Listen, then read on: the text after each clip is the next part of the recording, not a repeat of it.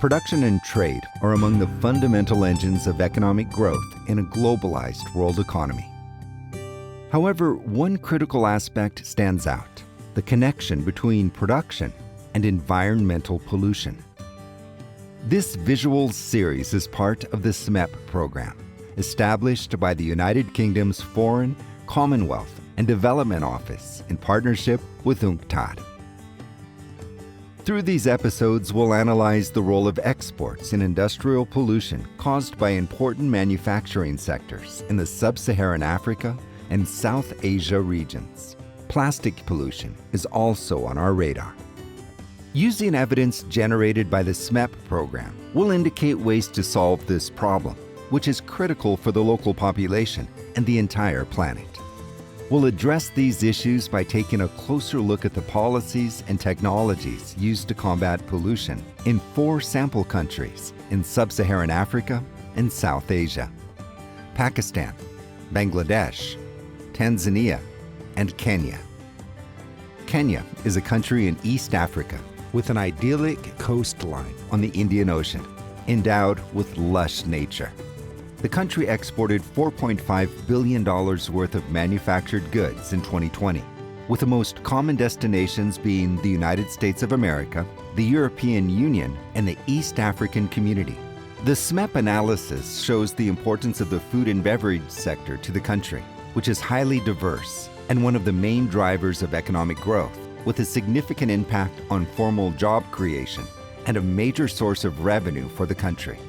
Let's take as an example the most exported product in this category to tell this story: palm oil. The production of palm oil, aimed at foreign markets, leads to environmental pressures at the source that affect environmental and human health. The most important issues are energy consumption, water use, solid waste, and the generation of effluents that can cause environmental toxicity. Most of the palm oil in Kenya is imported from Indonesia, where they have converted large areas of land into the growth of palm oil. Palm oil is harvested manually in what they call fresh fruit bunches, FFBs. These are then transported by truck generally to the nearest palm oil mill, which washes the fresh fruit bunches and then mechanically crushes them and basically extracts the crude palm oil from the fruit itself. Thereafter, the crude palm oil is stored in big tanks and then shipped to all parts of the world, where it's further processed physically into refined palm oil and then thereafter fractionated into olein and stearine, and that lands up on your table in the form of various products, and also cosmetics, chocolates, all types of food, etc., etc. I think in terms of the impact of palm oil production has been one on, deforestation. So where land is cleared for palm oil trees, and then also once the fruit has been harvested, I think even in the production process there's a lot of water used, and which is more or less released to the environment or to water bodies. So in terms of the chemicals maybe used when it comes to the extraction, there's a lot of energy involved. So with that, there is soil pollution, there's land pollution, but also air pollution. So there are a couple of things that the Kenyan industries need to improve on waste management, particularly is capacity building. We need to capacitate our industries with the required skills to deal with the wastes. Number 2, you need technology.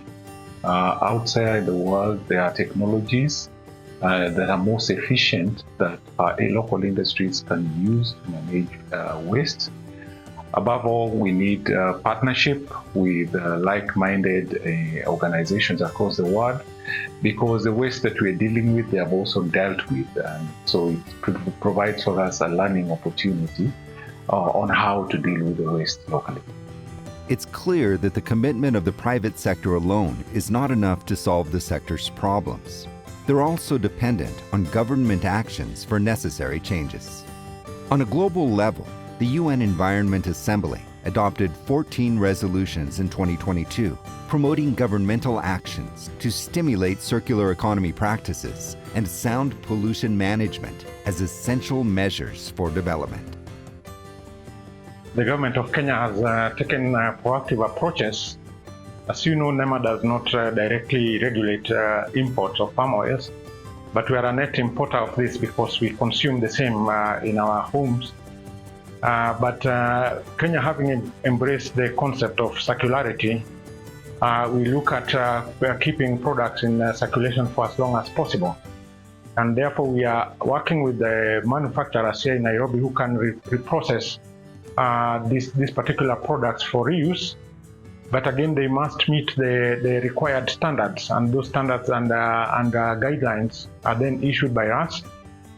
SMEP supports Kenya and other beneficiary countries of the program in the identification and uptake of pollution mitigation solutions, such as technologies, policies, or platform solutions, to promote manufacturing growth and sustainable trade in harmony with the environment and human health. We have a number of policies that the government has instituted to minimize pollution. Additionally, we have compliance assistance programs where we work with the various industries to guide them on how they can comply without using a carrot and stick approach, but rather to guide them and also to point them to solutions and kinds of places where they can find the requisite assistance and technologies so that they are operating in a sustainable manner.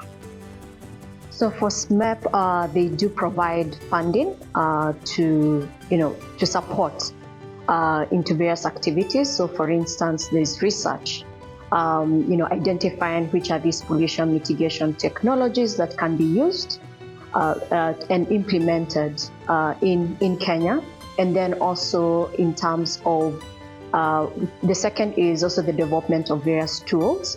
So for instance, the policy regulatory models, how do we improve the enabling environment so that to increase the adoption and scalability of these pollution mitigation technologies, and also working with government, because as we address, or SMEP addresses the various pollution mitigation or pollution rather in Kenya, the more there's health benefits, there's a social impact created at the same time. So promoting the well-being of the citizens.